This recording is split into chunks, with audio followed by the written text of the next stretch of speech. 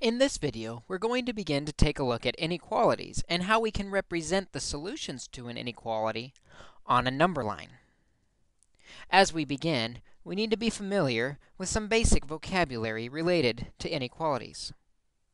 Our first inequality is this symbol that points to the left and opens to the right. It represents less than.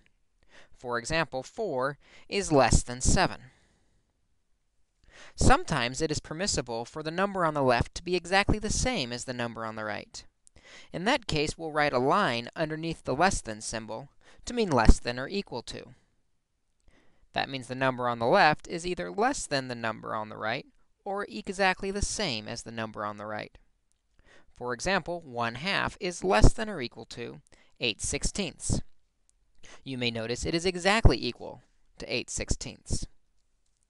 Similarly, we can switch the direction of the inequality symbol to mean greater than.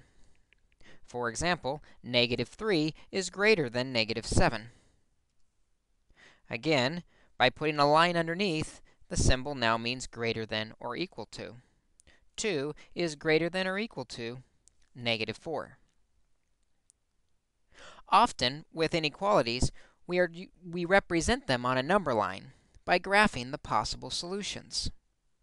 As we graph possible solutions, we will use an open circle for less than or greater than, and we will use a closed circle at the value when it's or equal to, so we know the difference.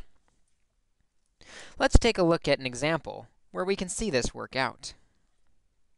Here, we are going to graph the inequality x is greater than or equal to -3. Focusing on -3 for a moment, the inequality says we can be equal to that value. For this reason, we will use a closed circle on -3. Next, we have to decide which side of the graph will satisfy the inequality. Because the inequality symbol opens to the x is bigger than the -3. That means we want bigger numbers on the graph to be used for x. We show this by shading to the right where the bigger numbers are with an arrow off the right side. This means any number in the shading, for example 2, would be greater than or equal to -3.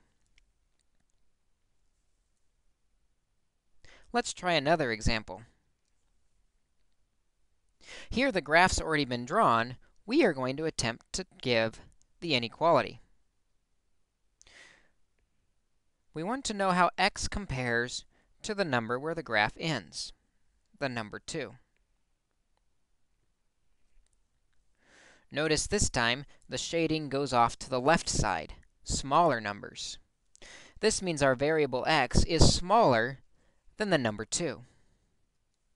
You recall, the symbol for smaller than or less than points to the left and opens to the right.